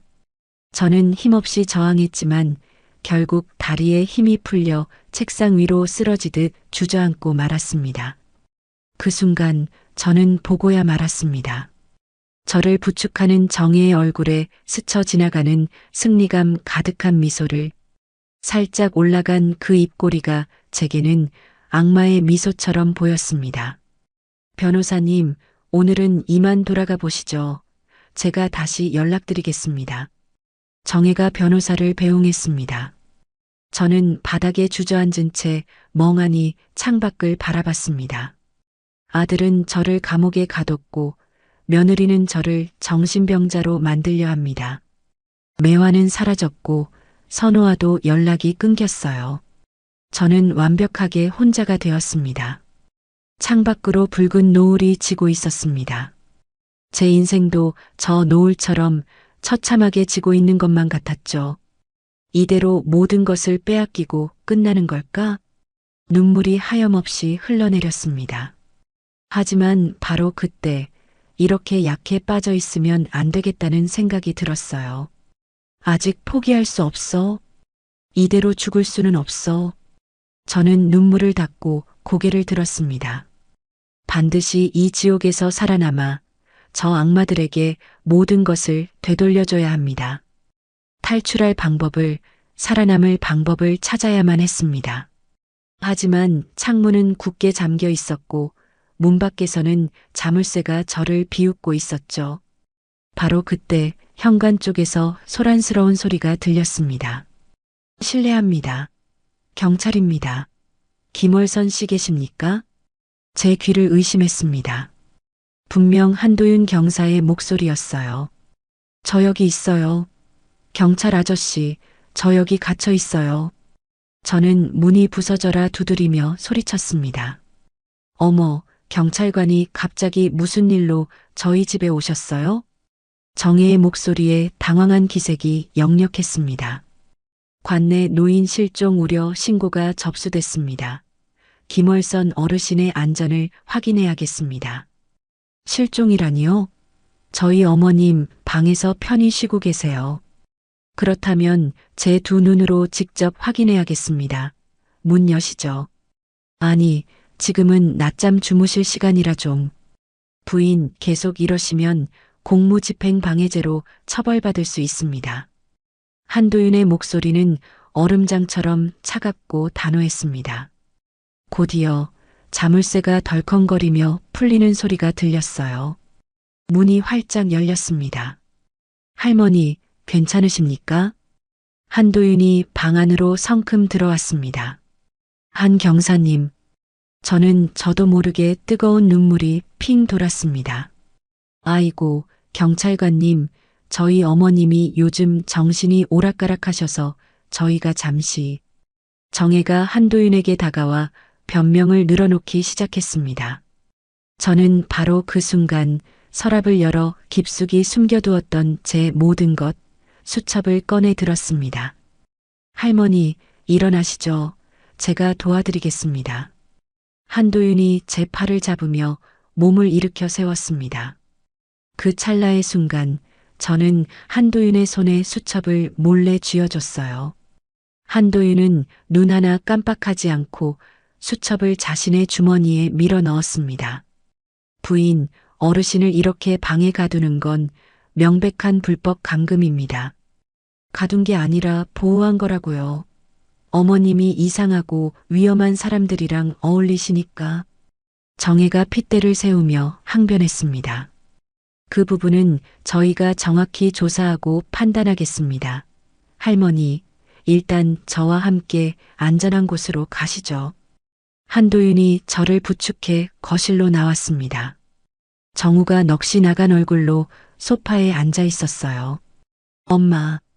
정우가 저를 보며 무언가 말하려 했지만 입술만 달싹일 뿐이었습니다. 할머니, 이쪽입니다.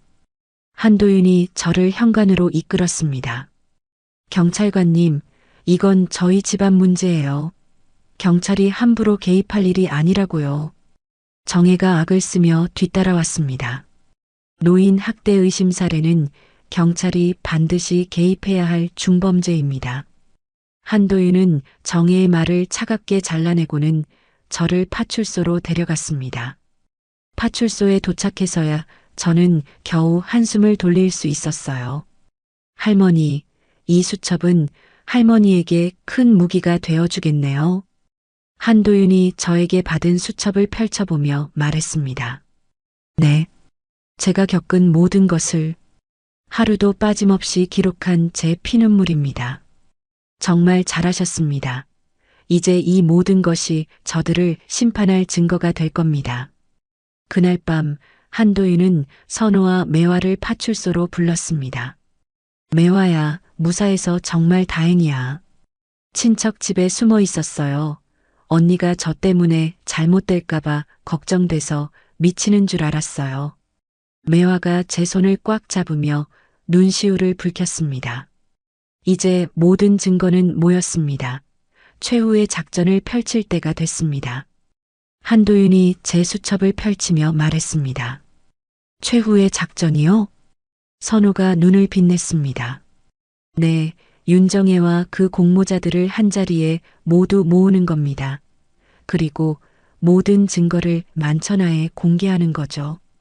대체 어떤 방법으로요? 매화 씨, 마을 사람들을 전부 초대해서 아주 성대한 구판을 한번 열어주시죠. 한도윤이 매화를 쳐다봤습니다. 구판이요? 네, 마을의 애군을 쫓고 재물운을 불러오는 대동굿입니다.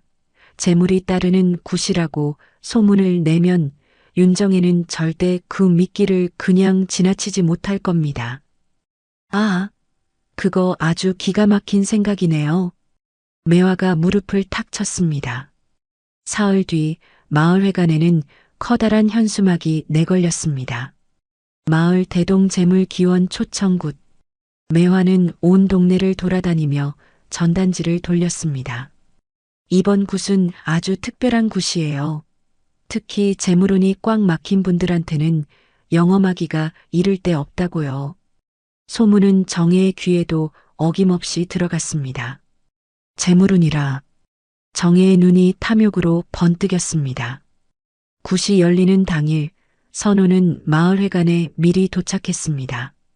아니, 총각, 그건 왜 설치하는 거야?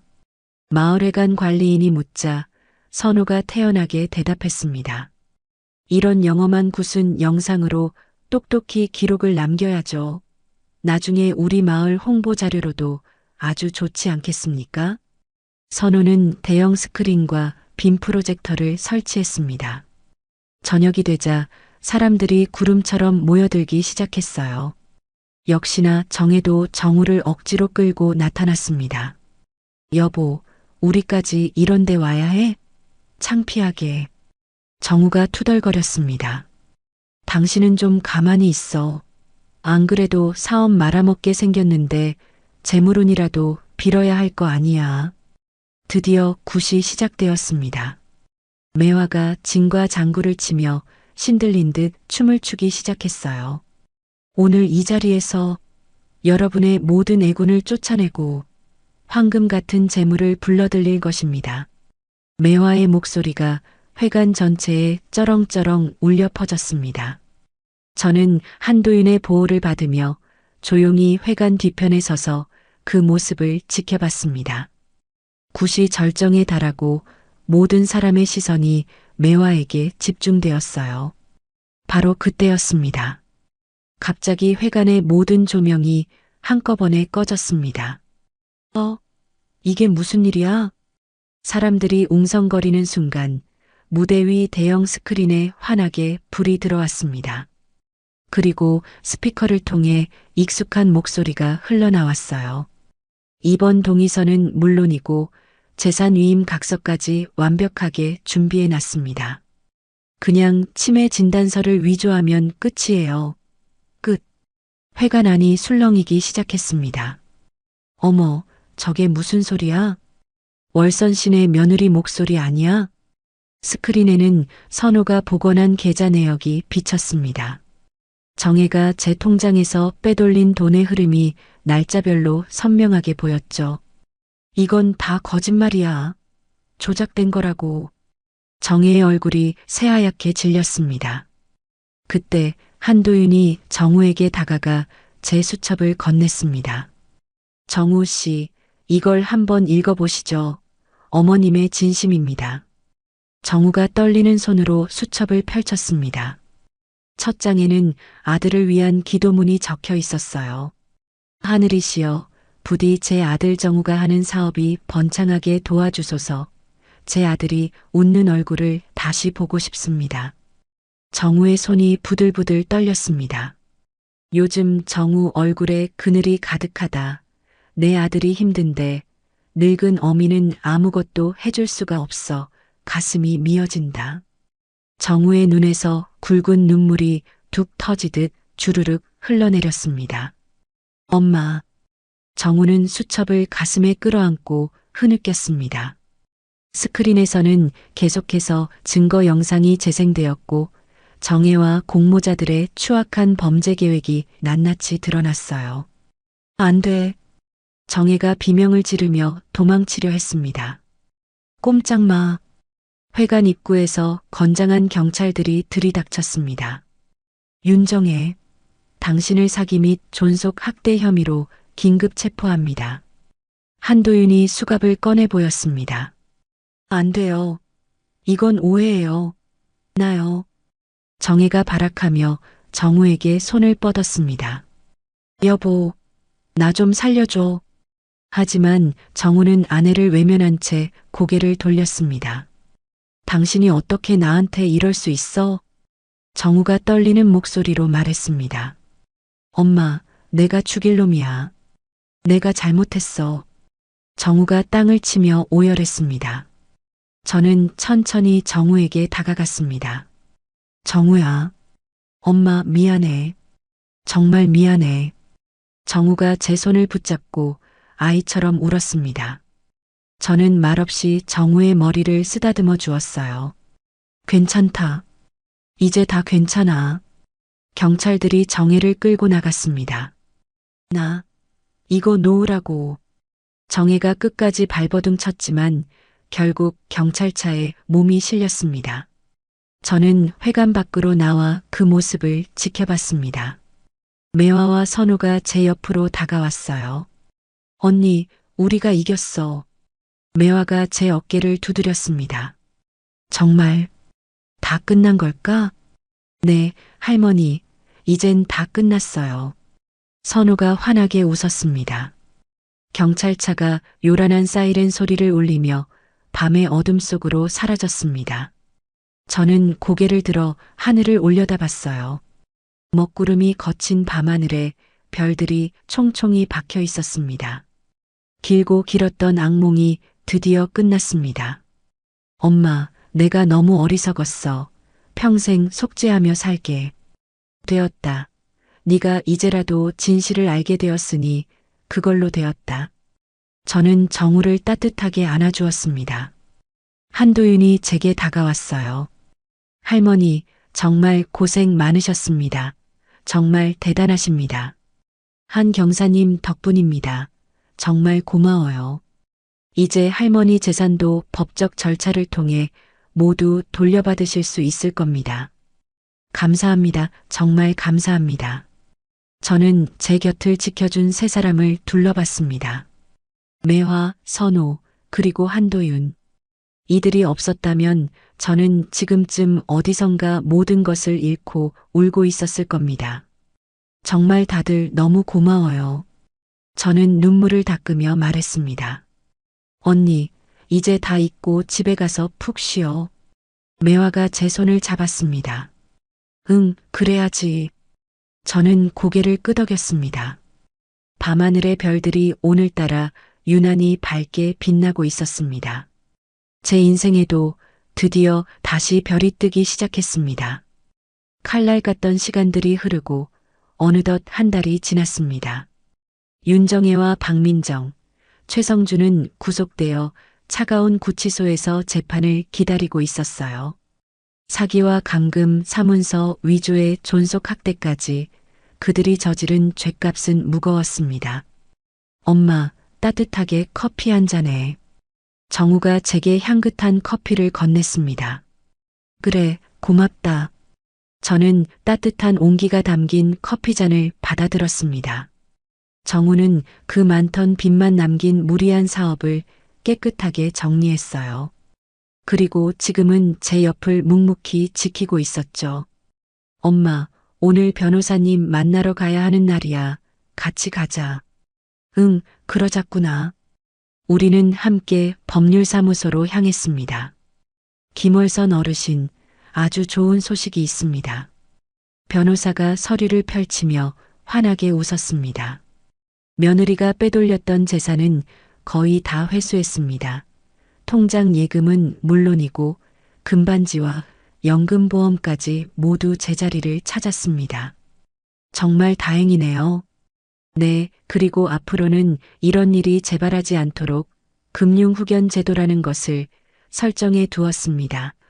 이제 그 누구도 어르신 재산을 함부로 건드릴 수 없습니다. 변호사가 차근차근 설명했습니다. 모든 재산은 어르신께서 직접 관리하시되 큰 금액을 거래할 때만 후견인의 동의를 받도록 하는 안전장치입니다. 후견인은 어르신께서 가장 신뢰하시는 분으로 지정하시면 됩니다. 고맙습니다. 변호사님, 정말 고맙습니다. 저는 깊은 안도의 한숨을 내쉬었습니다. 이제 제 삶의 경제적 주권을 완벽하게 되찾은 겁니다. 며칠 뒤 저는 홀가분한 마음으로 월화당을 찾아갔습니다. 굳게 닫혔던 문이 활짝 열려 있었어요. 매화야. 어머 언니. 어서 와. 매화가 저를 반갑게 맞았습니다. 난장판이었던 점집은 언제 그랬냐는 듯 깨끗하게 정리되어 있었죠. 이제 다시 문을 연 거야? 응, 이제 무서울 게 없으니까. 매화가 웃으며 말했습니다. 요즘은 손님이 부쩍 늘었어. 점 보러 오는 사람도 많지만 언니처럼 억울한 일 당했다고 상담하러 오는 사람들이 더 많아. 그래. 응, 언니 사건이 온 동네에 영웅담처럼 퍼졌거든. 다들 나한테 와서 도움을 청하더라고. 매화의 얼굴에 뿌듯한 자부심이 가득했습니다. 아이고, 우리 매화가 마을의 해결사가 다 됐네. 에이, 뭘 그렇게 거창한 건 아니고. 매화가 쑥스러운 듯 웃었습니다. 일주일 뒤 저는 아들과 함께 부동산을 찾아갔어요. 엄마, 정말 이사할 거야? 정우가 서운한 목소리로 물었습니다. 그럼 이젠 모든 걸 새로 시작하고 싶다. 그래도 내가 옆에서 평생 속죄하면서 모시면 안 될까? 정우야, 속죄는 그런 식으로 하는 게 아니야. 너는 너의 삶을 똑바로 사는 것. 그게 진정으로 이 엄마를 위하는 길이야. 우린 가까운데 살면서 자주 얼굴 보면 되지 않니? 저는 정우의 손을 따뜻하게 잡았습니다. 알았어. 엄마 뜻대로 할게. 정우가 고개를 끄덕였습니다. 저는 햇살이 잘 드는 아담한 아파트를 계약했어요. 저 혼자 살기에는 더할 나위 없이 좋은 곳이었습니다. 엄마, 이사하는 날 내가 가서 짐 다 옮겨줄게. 그래, 고맙다 아들. 이사를 마치고 나니 제 인생에서 처음으로 온전한 저만의 공간이 생겼습니다. 거실 창가에는 제가 좋아하는 난초 화분을 놓았고 안방에는 포근한 침대를 들였죠. 엄마, 다음 주 수요일에 가족 상담 예약해뒀어. 같이 가자. 응, 그래야지. 저와 정우는 매주 전문 상담사를 만나 서로의 마음속 깊은 상처를 보듬고 진솔한 이야기를 나누었습니다. 월선 어르신, 표정이 정말 밝아지셨네요. 상담사가 웃으며 말했습니다. 네, 이제야 우리 정우랑 진짜 모자 사이가 된 것 같아요. 정우 씨도 정말 많이 변하셨어요. 두 분은 이제 과거를 딛고 진정한 가족으로 거듭나고 계십니다. 어느 화창한 오후 한도윤에게서 전화가 걸려왔습니다. 할머니, 저 좋은 소식 있습니다. 무슨 소식인데요? 저 이번에 정식으로 발령받았습니다. 노인 대상 범죄 전담팀으로요. 세상에, 정말요? 아이고, 축하해요. 다 할머니 사건 덕분입니다. 이제 어르신들 재산 가로채려는 놈들 제대로 소탕하러 다닐 수 있게 됐습니다. 한도윤의 목소리에 뜨거운 활력이 넘쳤습니다. 선우도 밝은 얼굴로 저를 찾아왔어요. 할머니, 저 드디어 큰 회사에 취직했어요. 어디? 국내 최고 디지털 보안 회사입니다. 제 재능을 마음껏 펼칠 수 있는 곳이에요. 선우가 자랑스럽게 말했습니다. 앞으로 할머니와 같은 일로 어려움을 겪는 사람들을 돕는 최고의 디지털 보안 전문가가 되는 게 제 꿈입니다. 그래, 장하다, 우리 선우. 저는 대견한 마음에 선우의 어깨를 두드렸습니다. 한 달에 한 번 우리 넷은 마을회관에 모였습니다. 저와 매화, 선우, 그리고 한도윤까지. 자, 그럼 지금부터 제1회 속풀이 상담회를 시작하겠습니다. 매화가 마이크를 잡고 외쳤습니다. 회관에는 저와 비슷한 어려움을 겪는 어르신 10분 정도가 앉아 계셨어요. 저희는 여러분과 같은 아픔을 겪고 그것을 이겨낸 사람들입니다. 여러분의 이야기를 듣고 돕기 위해 이 자리를 마련했습니다. 한도윤이 든든하게 설명했습니다. 법률적인 조언이 필요하시면 언제든 말씀해 주십시오. 제가 도와드리겠습니다. 한 할머니가 조심스럽게 손을 들었습니다. 저도 자식 놈한테 재산을 다 뺏길 처지인데 어떻게 해야 할지 모르겠어요. 자세한 이야기를 들려주시겠습니까? 어머님? 한도윤이 수첩을 펼쳤습니다. 선우는 노트북으로 디지털 증거를 수집하는 방법을 알려주었어요. 이렇게 하시면 자녀들이 지운 문자 메시지도 전부 복원할 수 있어요. 저는 제 경험을 나누었습니다. 저도 여러분과 똑같은 지옥을 겪었습니다. 하지만 절대 포기하지 않으면 우리 같은 사람들도 반드시 이길 수 있습니다. 어르신들이 고개를 끄덕이며 제 이야기에 귀를 기울였습니다. 상담회가 끝나고 우리 넷은 근처 식당에 모여 저녁을 먹었어요. 자, 오늘도 모두 수고했어. 우리 인생을 위하여. 매화가 맥주잔을 높이 들었습니다. 정말 우리가 아주 좋은 일을 하고 있는 것 같아요. 선우가 뿌듯하게 웃었습니다. 피를 나누지는 않았지만 우리는 이제 한 가족이나 마찬가지입니다. 한도윤이 말했습니다. 그래, 맞아. 진짜 가족. 저는 세 사람을 바라보며 따뜻하게 웃었습니다. 우리는 서로에게 세상 가장 든든한 버팀목이 되어주는 새로운 가족 공동체였습니다. 어느 눈부신 봄날 오후 저는 새로 이사한 집 베란다에 앉아 커피를 마셨어요. 창문으로 들어오는 햇살이 참으로 따스했습니다. 그때 정우에게서 전화가 걸려왔어요. 엄마, 주말에 뭐해? 내가 맛있는 거 사들고 갈게. 같이 밥 먹자. 그래, 아들, 기다리고 있으마. 저는 전화를 끊고 창밖을 바라봤습니다. 어느새 아파트 화단에 벚꽃이 흐드러지게 피어나고 있었어요. 저는 더 이상 누군가에게 의존하는 늙고 약한 노인이 아니었습니다. 저는 제 삶의 주인이었습니다. 스스로의 두 발로 당당하게 제 길을 걸어가는 사람이었어요. 아침마다 창문을 열어 햇살을 맞고 시장에 나가 싱싱한 나물을 샀습니다. 매화와 만나 수다를 떨고 선우에게 컴퓨터 사용법을 배우기도 했죠. 모든 것이 제가 직접 선택하고 제가 원하는 삶이었습니다. 벚꽃잎이 봄바람에 눈처럼 흩날렸습니다. 눈부시게 아름다운 풍경이었죠. 저는 미소를 지으며 커피를 한 모금 마셨습니다. 이것은 새로운 시작이었습니다. 진정한 제 삶의 시작이었어요. 저는 이 긴 싸움을 통해 배웠습니다. 나이가 들었다고 해서 가족이라는 이름 아래 부당한 일을 참아야 하는 건 아니라는 것을요. 여러분도 억울한 일을 당하신다면 절대 포기하지 마세요. 반드시 도와줄 사람이 있고 반드시 이길 수 있습니다.